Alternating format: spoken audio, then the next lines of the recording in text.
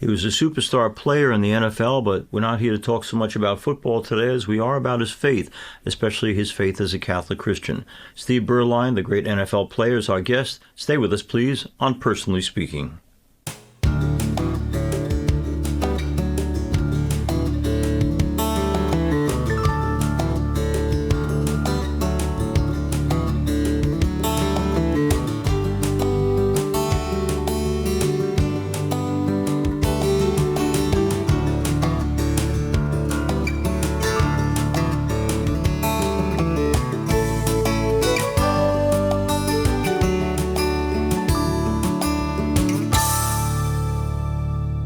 Hello and welcome to Personally Speaking. I'm your host, Monsignor Jim Lisante, and former NFL quarterback Steve Beuerlein joins me now. Steve played for the University of Notre Dame and went on to enjoy a 17-year season in the NFL, playing for the Raiders, the Cowboys, the Cardinals, the Jaguars, the Panthers, and the Broncos. Since retiring from the NFL, Steve has remained close to the game as a commentator for CBS Sports and Compass Media Networks.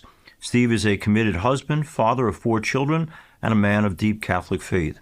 He's grounded deeply in his Catholic faith and views his life and career as gifts from God. He's here with us today to talk about his life, his career, his marriage, his family, and the Catholic faith that matters the most to him. Joining me now, I'm so pleased to welcome to Personally Speaking, Steve Beuerlein. Steve, I'm so grateful to you for coming on Personally Speaking, and I want to begin by asking you, going way back in your life's history, for those who don't know, Steve Beuerlein was a guy who went to a Catholic boys' high school, Servite. Am I saying it right? You're saying it right. Yes, sir. Tell me about that experience, because, what we find in New York is that Catholic high schools, those that are co-ed, those that are just for boys or girls, are having a real boom here. People seem to be embracing them. But long ago, you went to a school, a high school, Catholic high school, boys' Catholic high school. What was that experience like for you? Well, for me, it was normal. It was the way I was raised. My dad and my mom, of course, but my dad as the patriarch of the family. Everything was kind of guided and decisions were made based on our Catholic faith. And he knew from our earliest days, that he wanted all 4 of his boys. I've got 3 brothers. But he wanted all 4 of us to have Catholic education experiences from the earliest days all the way through his full time of control, which was through high school. And so we were raised in East LA, California, and went to St. Thomas More Parish Elementary School as kids. But as we got through that middle school age, we were in an area of East LA that was not very safe, a lot of gang activity. And so my dad decided that he wanted to move us out of that area. And the sole purpose for us leaving that area was to get us in a city where Servite High School would be a high school that would be convenient for us. My dad had done a lot of research, and there were a lot of good strong Catholic high schools in LA as well, but he really felt strongly about this small Catholic all-boys school in Anaheim, which was in Orange County. And he moved our family based on that decision. And I look back at it and I think it was the most, one of the most, if not the most significant decision that my dad and my mom made on our behalf, because that school really formed who we are to this day. And my 3 brothers and I are very grateful for that. Steve Beuerlein's our guest. Steve, coming from a family of boys as you did, and being a standout player in so many sports from high school into college, was your relationship with your siblings mutually supportive? Was it competitive? Tell me about being raised in a family of boys. Well, it was both. It was both, no doubt about it. Very, very competitive. And my mom deserves obviously special recognition in heaven. She's still living. Thank God for that. My dad has passed on, but my mom and my dad always said mothers deserve a special place in heaven. And my mom, as much as anybody, because 4 boys and my dad, she was the only female presence in our house, and she took care of us great in every possible respect, though. And there was absolutely many times where I think she was overwhelmed by the competitiveness and by the overall, maybe let's just, for lack of a better term, testosterone in the Yeah, house. right. And she didn't really understand that very well at some point. But I can tell you this, as I went on in my career, even though we were very competitive and a lot of emotional experiences growing up as boys together, my brothers were my biggest supporters and my biggest fans as I went on Wow. in my career. And to this day, we're all very close still. And I've always appreciated the support they gave me all the way throughout my whole run into the NFL. Steve Beuerlein, for those who don't know, is not only from a family where he's one of four boys, but he himself is a married man with four children of his own. So, aside from passing on the faith, which is one of the pillars, as you talk about it, the pillars of a good life, we also talk about the importance of trying to raise families with values that last. So now, as a dad who has to form and shape and direct four children, what have you done with your wife to give them some kind of a safety net or a way to walk through life that's going to get them through without great difficulty? How do you plant good values in kids is what I'm basically asking, Steve. Well, I think it comes to just how you live your life first and foremost, the decisions that you make and the observations that they make through adversity and through different difficulties that maybe you go through as a family at different points. And I think the way that you carry yourselves as parents and make decisions, that influences them dramatically. But I think consciously, one of the things that I've always done, and there are several things I've done, but I think one of the most important things I've done is to always remind my kids that not only before they go to bed and when they wake up in the morning, but before they do anything significant in their life, whether it's a test in school or whether it's before a game or a decision that they're getting ready to make, say a prayer. Say a prayer before and ask for guidance and ask God to help you make a wise decision, the best decision, not only what's best for you maybe at that particular moment, but what's the right thing to do in Mm, this situation. What is the correct decision as a believer, as a follower of Christ, as a strong Catholic? What should I do here? And I always have left them with that. And the other point I think that's very significant is I always remind them when I say goodbye to them, even to this day. My oldest son is 29. My youngest daughter is a sophomore at Notre Dame now. But when I talk to all of them, I always say, hey, just remember, you're never alone. No matter how difficult things are, you are never alone. God is always with you.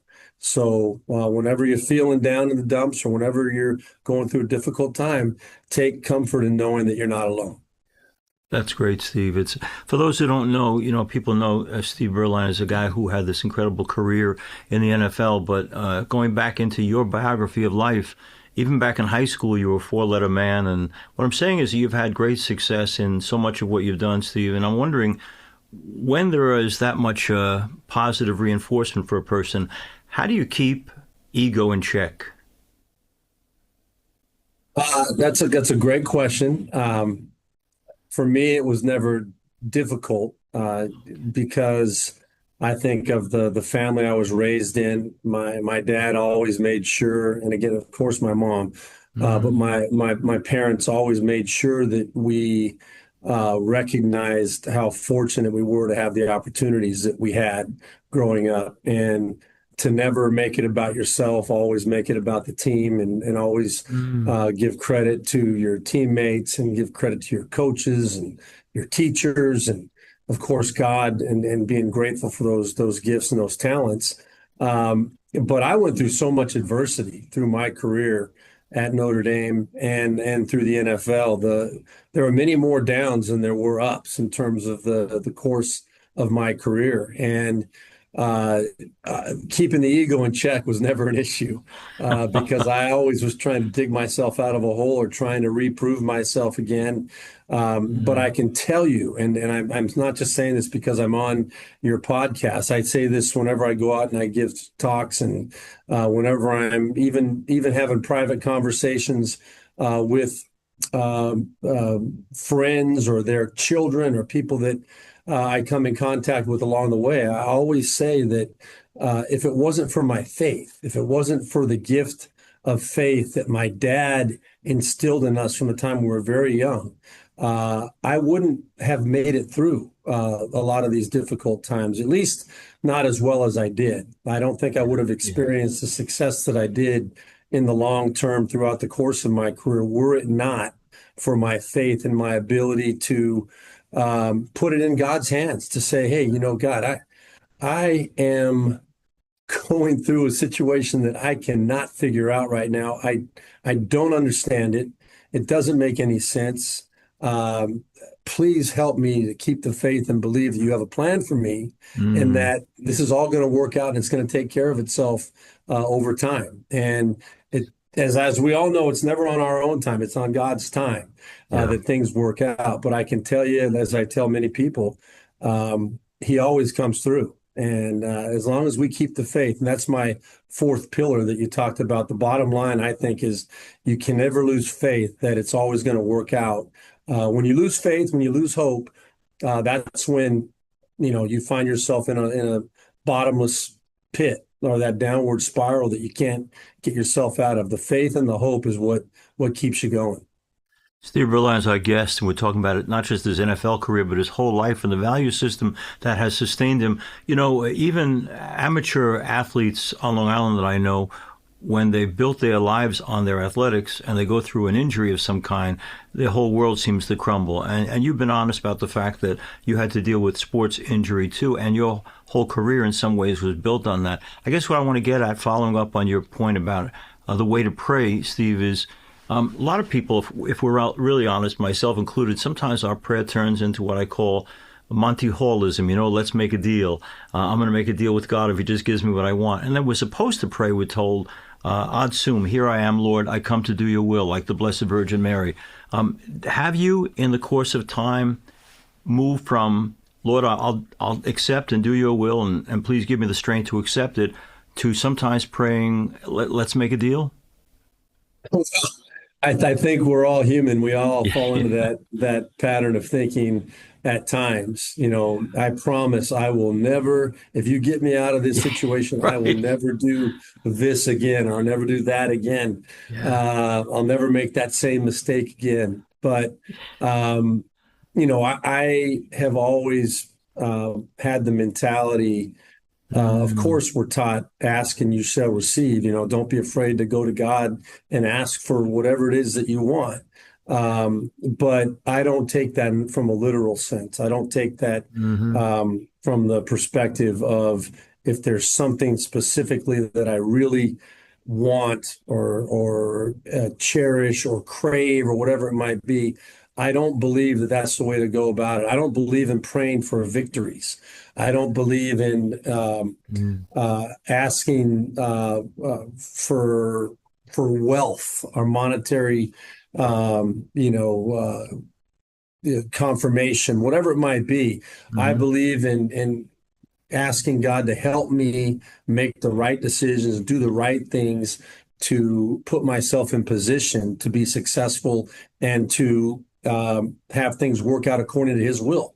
And trusting that that's what's best for me. And that's always the way that I've kind of looked at it. And, I am guilty, though, at times, obviously, of playing that Monty Hall, let's make a deal kind of thing for sure. I'm not going to say I've never done that. Right, right.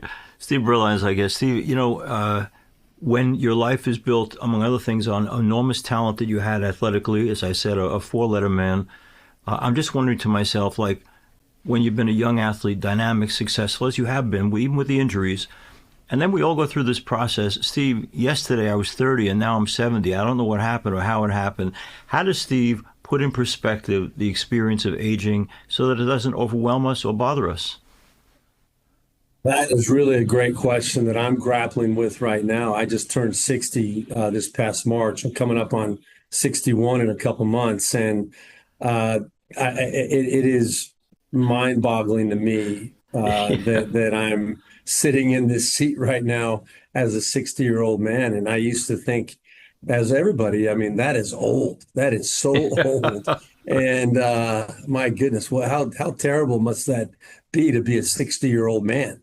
Well, here I am right now, and I just feel like I've still got so much more in front of me, so much more to still accomplish, so many opportunities in front of me to make an impact and make a difference, and and also selfishly to experience some of the things that I want to experience as well, Mm, that I've kind of worked hard and hopefully put myself in position to be able to experience, God willing, again, with health and everything else that's involved, that I'll be able to do some of the things that I really am looking forward to doing and experiencing. So, I'm coming to terms with it. I'm coming to grips with it. I don't feel 60 years old. I don't know what it's supposed to feel like, but I know in my mind, I don't feel that way at all. yeah. And I just pray for continued good health and that God gives me enough time to have so many more precious memories with my family, Yeah. and also the time to do some of the things that I really want to do. This 70-year-old would gladly trade with you if you want, Steve. I think I like the 60 number a little better than the 70, but you Yeah, look like you're doing just fine, Monsignor. take your time. And speaking of people as we get older and stuff, years ago I had on a television program I was hosting the chance to interview a very charming but also dedicated believer, the legendary coach Lou Holtz. And everybody knows him as a great coach, and you experienced him up close and personal. But I don't want to talk so much about his coaching as, from your perspective, who was the man? Who was the man? That is that I could take that so many different ways.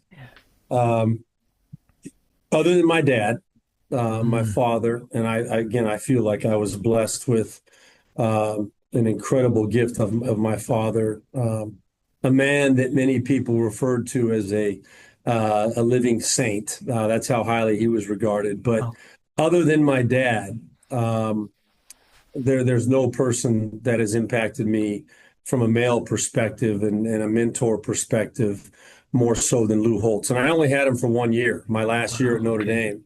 But to this day, I'm still very, very, very close to Lou Holtz. In fact, I'll be going to, hey, he just had his 89th birthday yesterday, Oh, as a matter of fact. I sent him a happy birthday message. He's struggling right now, going through some significant health challenges, mm, but he's still impacting people to this very day. He's still very sharp and can deliver his message and knows very clearly what's going on and how he believes and how he wants to be remembered and be thought of. wow. Um, but there has never been a person I've been around who had such a unique ability to deliver a personal motivational, inspirational message with just a few words. Mm, Just by one comment that you sit back and you just take it in and you say, wow, mm, that was so awesome what he just said to me. And so impactful. And I wish I had more time with him as a player, but fortunately for all of us that played for him, he honors what he committed to us back when we played for him. He said, "You give me 4 years of your college experience, hmm. and I'll give to you at least the next 40. I'll be here for you for at least the next 40 years." Steve Beuerlein's, I guess. Steve, because you take your faith seriously and you try to live it, this is an advice question I'm looking for from you. Uh, so you do TV, not just playing in front of the TV as a football player, but you also do commentary. So as a communicator, and you give talks around the country about values and faith, I'm just wondering, when you go to church, what might we do better in the Catholic community to see that we communicate the message of the gospel better? Like, if you go to church, you, like me, probably hear some people say, I get a lot out of it or I get nothing out of it. But as a guy who's in the business of communication, as you are, can you give us any advice on what we might do better? Yeah, that is. I keep saying the same thing. You're very good at this. You ask some wonderful questions. Oh, thank you. I have so much respect for priests and the commitment made to living the life of a priest. One of my roommates from Notre Dame actually is now a diocesan priest in Detroit, in the Oh, Diocese of Detroit.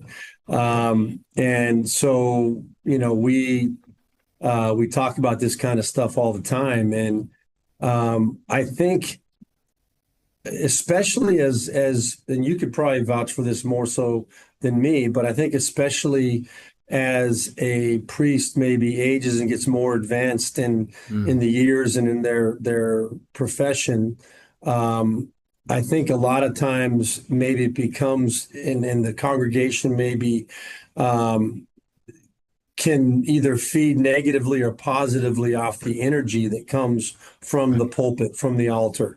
And sometimes if you feel like a priest is just kind of going through the motions of Mm, just kind of reciting the prayers and, the right. same Right. talk that he's maybe given every year on this topic. And, Right. maybe you feel like it's just, oh, he's just hitting the play button and he's just going through the motions. And I think that the connection with the congregation, the energy that a priest projects is so important. When you come out of a mass with a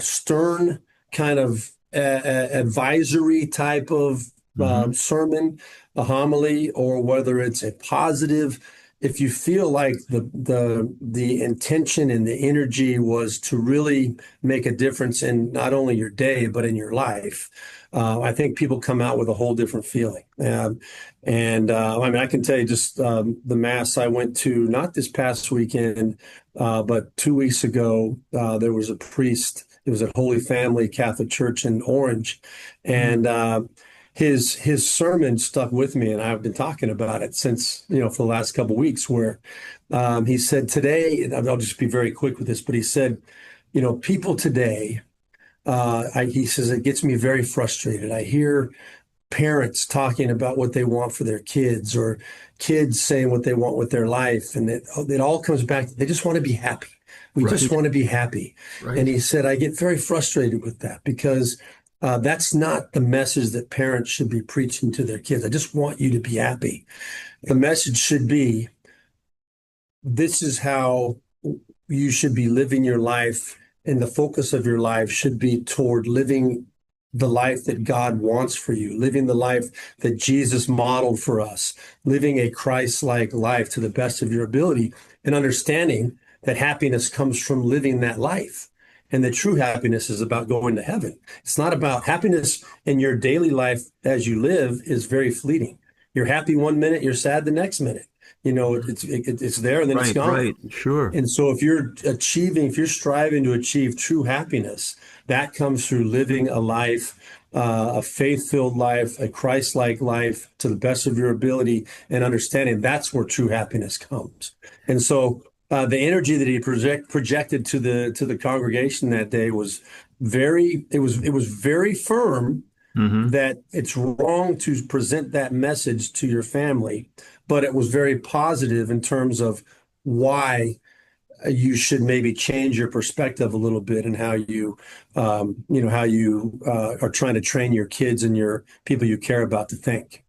That sounds like a great homily, and bravo to that priest for making the challenge, but doing it in a significant way that we all Yes. need to hear. And he's right on target. Final question, I promise, Steve. Steve Beuerlein's our guest, and I want to just kind of wrap with this because you know and I know that we're living in a country right now where there's a lot of division and blue, red, all that stuff, and the world is in the same way, where there's so much anger one country to another.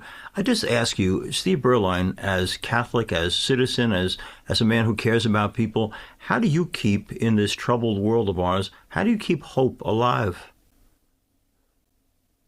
Well, I think it is very difficult Yeah, today in this world. It's very hard to keep things in perspective, and there is so much literal hatred and vitriol from one side to the other. yeah, Um, and it just seems like whatever side of the fence you might be on, yeah. you think the other side is being more, hateful. Right. And the bottom line, I think, is that if everybody could just take a step back and Mm, somehow try to put your personal emotional feelings aside and say what is best for our country, what is best given the options that we have right now, and how hmm can we all work together to try to help each other. We're never going to agree on everything, but if everybody really legitimately tried to find a way, understanding that there's going to be give and take, that you got to give up a little bit to get the most important things that you want. Yeah. But if we all had that mentality of working together, I think the world would be a much better place instead of just taking a firm, hardline stance Yeah. about, I'm right and you're wrong. Yeah. And I think that's where it all starts.